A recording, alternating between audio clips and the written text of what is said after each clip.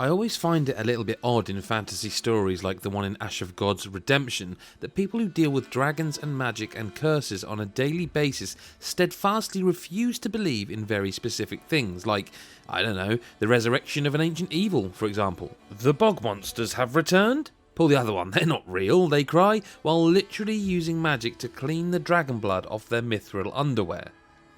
It's for the audience's benefit, of course, in that it gives us something to relate to in our boring old, decidedly enchantment-free world, but it's still trite. If just once one of these vaguely Western European / Dark Age British civilizations was actually prepared for the second coming of the bog monsters, we might get an original story.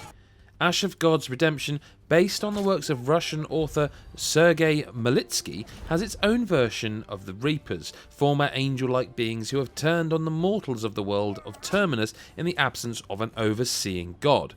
Quite surprisingly to the people of this world, the Reapers have returned, which is a bit weird as everyone talks as though such a return was inevitable and they've all been waiting for it.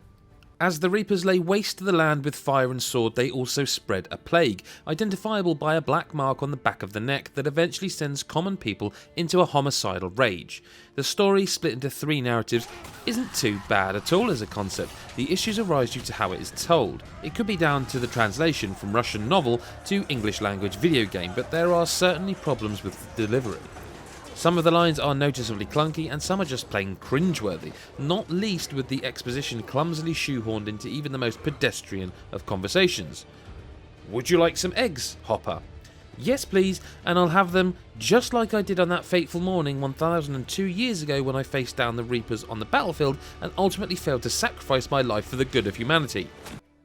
Right, scrambled it is then. Now look, that's an exaggeration, but not an overly facetious one. Oftentimes the exposition is incredibly ham-fisted, which isn't helped by the unnatural way characters talk to each other. Each of the 3 narratives follows a different character: Captain of the Guard Thorn Brennan, whose daughter is infected by the reaping sickness, troubled immortal Hopper Rowley, who seeks redemption for failing humanity, and the brooding badass assassin Lo Feng. There are multiple branches leading from each, some of which are heavily signposted, but some of which you can't possibly plan for and feel a little cheap for that. For example, a seemingly insignificant choice made as Thorn in the opening moments directly decides which character dies later in the act, and there's no possible way to know that at the time, which, while oddly reflective of the chaos of real life, makes the choice meaningless because you don't know it has stakes at all.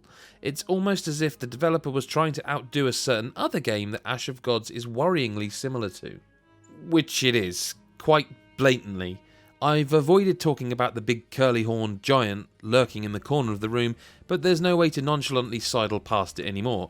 Ash of Gods is very much like the Banner Saga, and by very much like, I mean almost exactly the same as. There are differences which we'll get to, but in terms of the aesthetics and the combat mechanics, they could be part of the same series. The art style is almost identical, using 2D rotoscoping and identically directed dialogue scenes. The combat is so similar I actually double-checked who developed Ash of Gods during the tutorial to make sure it wasn't stoic.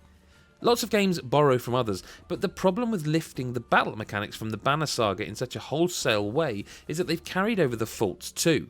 The occasionally fiddly turn-based clumsiness of Stoic's game is fully present in Ash of Gods, which tries to make up for aping everything down to the animation style by inserting a superfluous battle card system that even the characters don't seem to understand.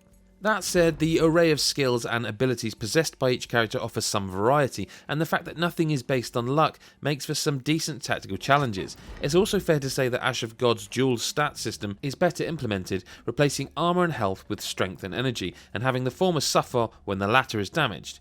It adds a little more depth to combat than simply hacking at armour before hacking at health. If you've never played the Banner Saga, chances are very few of Ash of God's shortcomings will bother you. The laboured dialogue can be forgiven, as can the exposition, to a certain extent, and the combat is genuinely good, but because it's so similar to Stoic's game, and because Stoic's game is so beloved, the imitation actually does it harm. Despite a similarly grim setting, the Banner Saga's writing is emotive and often strangely beautiful.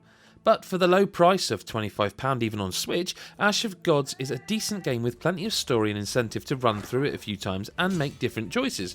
However, unless you're really enamoured by the story setup, I'd still recommend the Banner Saga to genre newcomers as it remains the better choice overall. But if you've already played Stoics Trilogy and are looking for a similar experience, then this is the next best thing.